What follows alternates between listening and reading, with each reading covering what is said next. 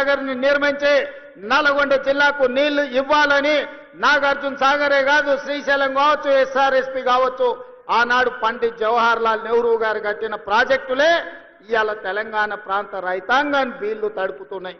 అదే కాదు నల్గొండ జిల్లాలో ఈ ప్రాంతంలో బారుతున్న మూసీ నది ఆనాడు కాంగ్రెస్ పార్టీ నిర్మించింది. కాంగ్రెస్ పార్టీ నల్గొండ జిల్లాకు నీళ్లు ఇచ్చింది. ఇవాళ నేను అడుగుతున్న మిత్రులారా, ఇవాళ ఒక ఆయన ఎట్లొస్తాడో ముఖ్యమంత్రి అడ్డుకుంటా ఆయన గోదావరి నీళ్లు తేలేదు అని అన్నాడట.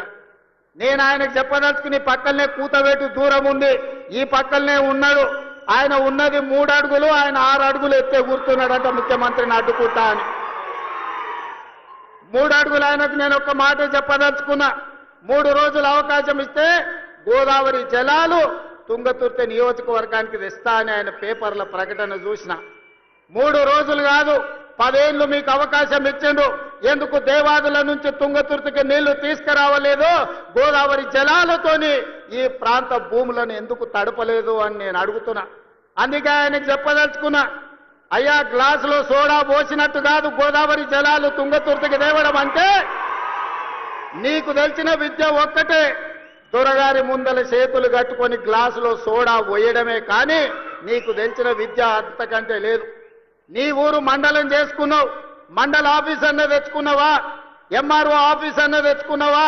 పోలీస్ స్టేషన్ అన్న తెచ్చుకున్నావా?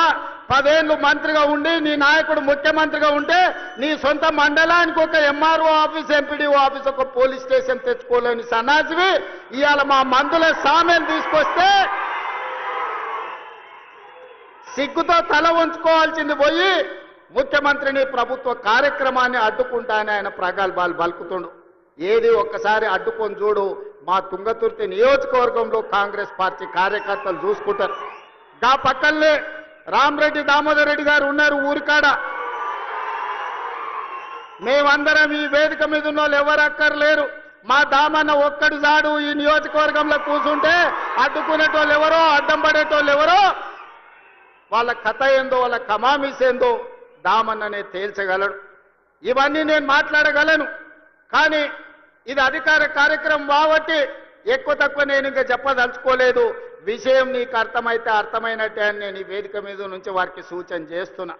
అందుకే మిత్రులారా, ఇవాళ తెలంగాణ రాష్ట్రంలో మీరు ఆలోచన చేయండి. 10 సంవత్సరాలు పరిపాలన చేసిండ్రు. ఏనాడైనా పేదవాడికి రేషన్ కార్డు ఇవ్వాలన్న ఆలోచన వచ్చిందా? పేదవాడికి సన్న బియ్యంతో బుక్కెడు బువ్వ పెట్టాలన్న ఆలోచన ఎప్పుడైనా చేసిండ్రా? ఇవాళ 10 ఏళ్లలో మీరు ఇవ్వని రేషన్ కార్డు, లక్షల కొద్ది రేషన్ కార్డు మేము ఇస్తున్నాం. కోట్ల మందికి 3,10,00,000 మందికి ఇవాళ సన్న బియ్యం ఇస్తే రేషన్ షాపుల దగ్గర పెద్ద పెద్ద బార్లు తీరిన లైన్లు ఉంటే ఇవాళ ఆయన అంటున్నాడు రేషన్ షాపుల కాడ బార్లు తీరినరని.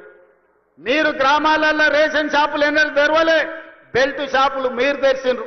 10 ఏళ్ల తర్వాత రేషన్ షాపులు తెరిచి సన్న బియ్యం ఇస్తుంటే ప్రతి పేదవాడు పెద్దవాడు రేషన్ షాపులో సన్న బియ్యం తీసుకోవాలని లైన్లో నిలబడి ఇవాళ లక్షలాది మంది, కోట్లాది మంది సన్న బియ్యం తీసుకొని బుక్కెడు బువ్వ తింటుంటే మీ కళ్ళల్లో నిప్పులు పోసుకుంటున్నారు. ఇది మీకు భావ్యమా అని నేను అడుగుతున్న వాళ్ళని. అందుకే ఇవాళ మిత్రులారా, రేషన్ కార్డులు ఇవ్వాలన్నా ఇందిరమ్మ రాజ్యంలోనే, సన్న బియ్యం పెట్టాలన్నా ఇందిరమ్మ రాజ్యంలోనే, మీరు పండించిన వడ్లకు కనీస మద్దతు ధర ఇవ్వడమే కాదు 500 రూపాయల బోనస్ ఇవ్వాలన్నా ఇందిరమ్మ రాజ్యంలోనే సాధ్యం.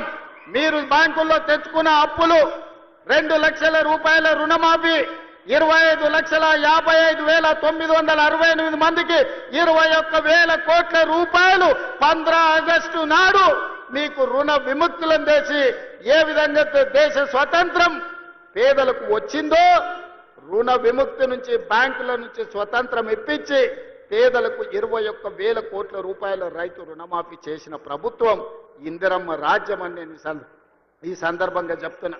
ఇదే కాదు, రైతు భరోసా ఇస్తలేరు. రైతు భరోసా రేవంత్ రెడ్డి ఎగ్గొడతాడు. రైతులను మోసం చేసిందని ఊరూరా వాళ్ళు ఒగల ఏడుపులు ఏడ్చిండ్రు. ఇంటింటికి పోయిరు, కడుపులో తలకాయ పెట్టిర్రు. కడుపులోనేమో సంతోషంగా ఉంది, ఎగ్గొడితే బాగుండు మా పండుగ వండు అని. కానీ ఆనాడు తుమ్మల నాగేశ్వరరావు గారిని, బట్టి విక్రమార్క గారిని, మంత్రివర్గ సభ్యులందరినీ పిలిచి పేదలకు రైతు భరోసా చెయ్యాలి, 9 రోజుల్లో 9,000 కోట్లు, 1,49,00,000 మంది రైతులకు ఈ రోజు మన 1,49,00,000 ఎకరాలకు 70 లక్షల మంది రైతులకు 9,000 కోట్లు రైతు భరోసా ఖాతాలో 9 రోజుల్లో వేసి రైతుల కళ్ళల్లో సంతోషం చూసినాం. వ్యవసాయం దండుగ కాదు, వ్యవసాయం పండుగ అని